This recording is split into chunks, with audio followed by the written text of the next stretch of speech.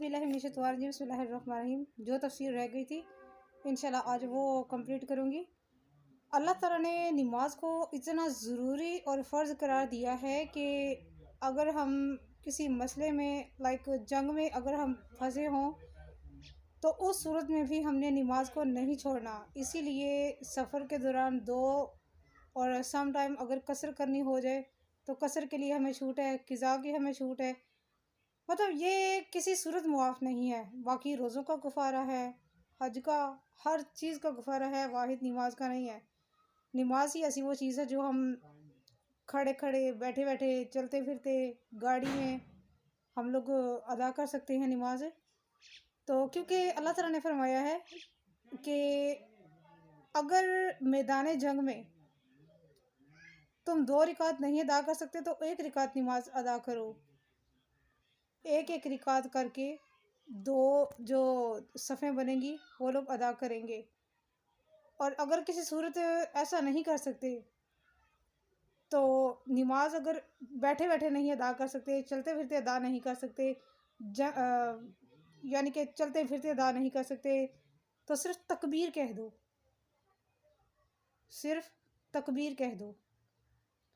یعنی اس قدر اللہ تعالیٰ نے صرف یہ امت محمدیہ کو چھوٹ دی ہوئی ہے۔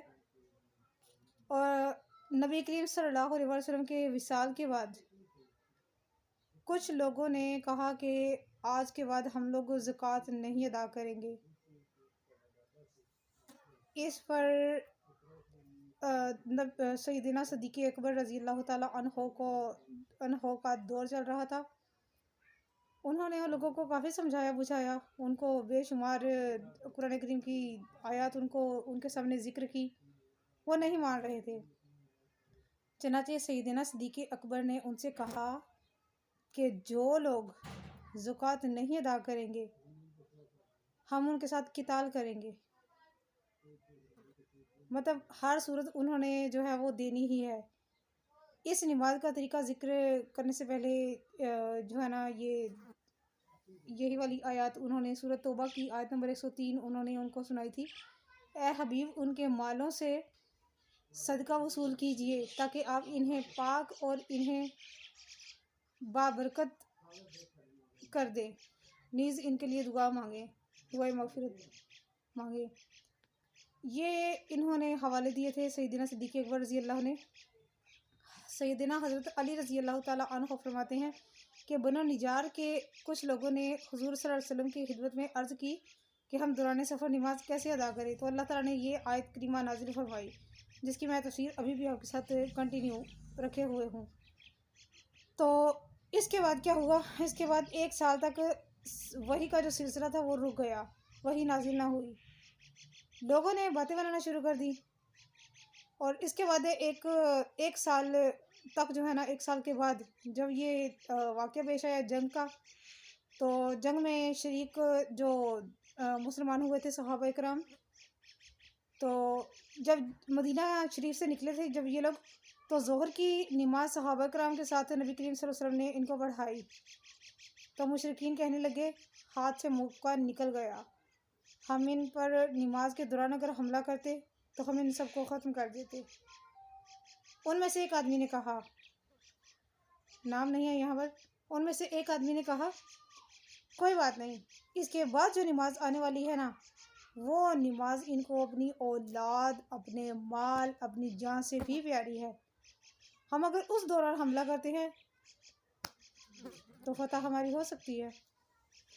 خیر، اللہ کریم کو کچھ اور ہی منظور تھا، اور اس دوران پھر یہ آیات نازل ہوئیں جس میں اتنا شارٹ میں نے آپ کو بتا دیا ہے، اتنا میں نے آپ کو ڈسکاؤنٹ کر کے بتا دیا ہے، جیسا یہاں پر تفسیر میں لکھا ہوا ہے کہ اگر 1 رکعت بھی ادا نہیں کر سکتے، چلتے پھرتے جانور پر سواری کے دوران جہاں مرضی تمہارا منہ ہو تم نماز ادا کرو، 1 رکعت ہی ادا کر لو، اگر وہ بھی نہیں کر سکتے تو تکبیر ہی کہہ دو۔ حضرت ابو عیاش زرقی فرماتے ہیں کہ ہم عصفان کے مقام پر رسول اللہ صلی اللہ علیہ وسلم کے ساتھ نکلے کہ خالد بن ولید کی سرکردگی میں مشرکین کا ایک دستہ ہمارے سامنے اچانک آ گیا۔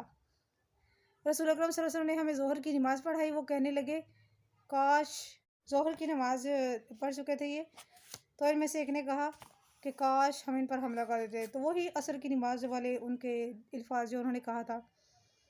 تو اب یوں ہوا، عصر کی نماز سے پہلے اللہ تعالیٰ نے ان کو طریقہ بتا دیا کہ نماز کیسے ادا کرنی ہے۔ چنانچہ نبی کریم صلی اللہ علیہ وسلم نے خود ان کو نماز پڑھائی۔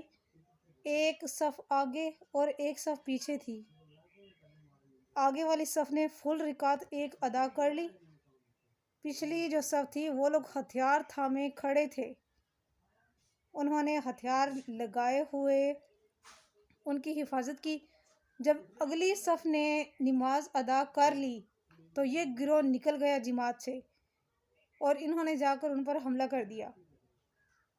یعنی انہوں نے مسلمانوں کو بچانا تھا نا، ظاہر ہے جو جیتے کا فتح اسی کی ہوگی، اسی کی جیت ہوگی۔ تو یوں کر کے ہمیں اس چیز کا ثبوت مل گیا کہ جنگ میں اس طرح کر کے نماز ادا کرنی ہے، نماز میں کسی قدر چھوٹ نہیں ہے۔ اب یوں ہوا کہ جب مسلمانوں نے حملہ کیا تھا تو دوسری جو پچھلی صف تھی نا جو ہتھیار لگائے کھڑی تھی، اب جو دوسری رکعت کی دفعہ سجدہ جو ہے نا وہ ان لوگوں نے کیا، یعنی کہ ایک ہی رکعت جو ہے نا انہوں نے ادا کی، تکبیر کے ساتھ انہوں نے تکبیر کہی، رکوع کے ساتھ انہوں نے رکوع کیا، صرف سجدہ نہ کیا، سجدہ انہوں نے ڈیلے کیا۔ سجدہ انہوں نے تب کیا جب اگلی صف جا چکی تھی حملہ کرنے کے لیے۔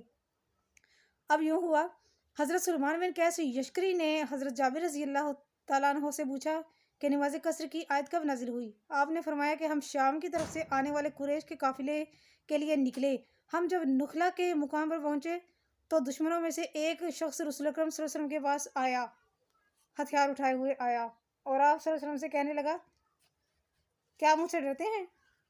نبی کریم صلی اللہ علیہ وسلم نے فرمایا نہیں۔ کہنے لگا آپ کو مجھ سے کون بچائے گا؟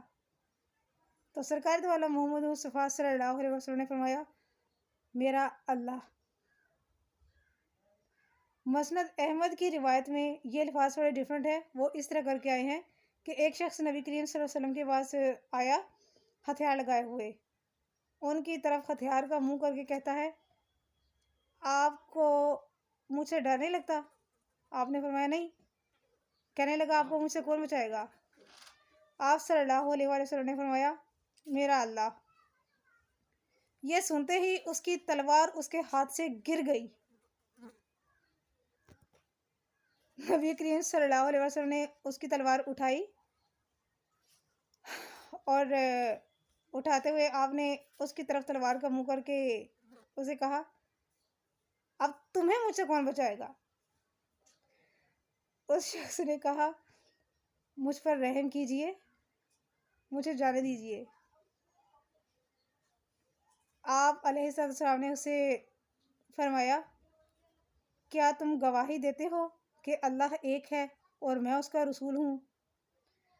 اس شخص نے کہا نہیں، لیکن میں آپ کے ساتھ ایک وعدہ کرتا ہوں، ایک عہد میں آپ کے ساتھ کرنے کے لیے تیار ہوں کہ جہاں جہاں آپ کے ساتھیوں کے خلاف یا آپ کے خلاف قتال یا لڑائی ہو رہی ہوگی میں وہاں شریک نہیں ہوں گا،